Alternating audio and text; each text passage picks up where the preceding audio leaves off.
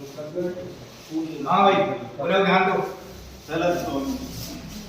Meeting जाओ सल्ला जाटव सल्ला जाटव सल्ला जाटव सल्ला जाटव सल्ला जाटव अमर साहब जिंदाबाद अमर साहब जिंदाबाद सचिन पायलट जिंदाबाद राहुल गांधी जिंदाबाद प्रियंका गांधी जिंदाबाद अशोक गहलोत जिंदाबाद विश्वेंद्र सिंह जिंदाबाद कांग्रेस पार्टी जिंदाबाद कांग्रेस पार्टी जिंदाबाद कांग्रेस उम्मीदवार बनाया गया है और जो लोकसभा है उसमें टिकट आपको दिया गया है कांग्रेस पार्टी ने, कैसा महसूस कर रही हैं आप? बहुत अच्छा महसूस कर रही हूँ। पहले तो मैं अपनी कांग्रेस के जो वरिष्ठ नेता हैं अपने आदरणीय सोनिया जी, मल्लिकार्जुन खड़गे जी, राहुल जी, प्रियंका जी, अपने गहलोत साहब, सीएम साहब, अपने पायलट साहब और अपने भंवर साहब, अपने प्रतिपक्ष नेता टीकाराम जूली जी और समस्त जो अपने महाराज साहब जिन्होंने एक छोटी सी कार्यकर्ताओं को पार्टी ने दोबारा मौका दिया है, उनके लिए मैं बहुत बहुत धन्यवाद देना चाहती हूँ।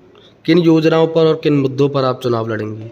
योजनाएं हैं जो अपने हमारे जो अशोक गहलोत साहब हैं मुख्यमंत्री जी, उन्होंने बहुत अच्छी योजनाएं दी हैं आम जनों के लिए।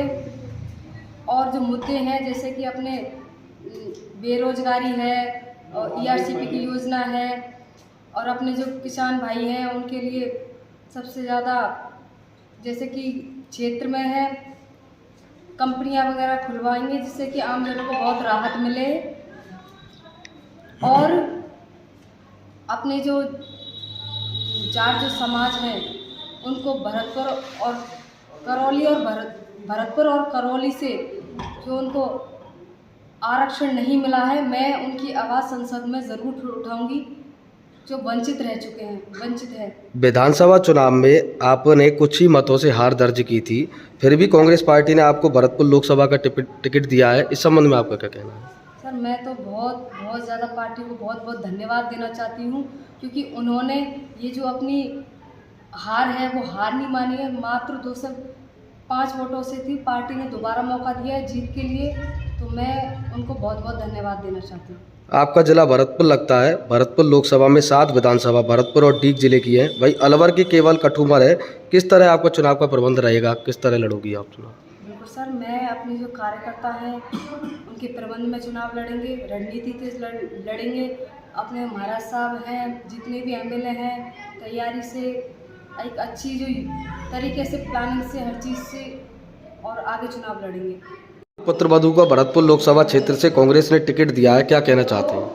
मैं ये कहना चाहता हूँ, पार्टी ने जो हमने काम किया है शुरू से, हमारे पिताजी और हमारा परिवार कांग्रेस पार्टी में रहा है और हमने पार्टी में 60 साल बहुत अच्छे से सेवा की है हमारे पिताजी ने। उनकी बेस पर हमें टिकट दिया था विधानसभा का। विधानसभा की जनता ने हमें इतना प्यार और मान और सम्मान दिया, जो पार्टी के लिए हमने काम किया है। हम पार्टी हमारी हार नहीं मान रही, लेकिन हमने पार्टी में जो कमियां रही हैं हम उन कमियों को सुधारेंगे और पार्टी हम पर विश्वास जताती है। इसलिए हमें राहुल जी, सचिन साहब, गहलोत जी, प्रियंका जी, राहुल खड़गे जी, जिन्होंने हम पर विश्वास किया है, हम पार्टी के साथ में खड़े होते हैं।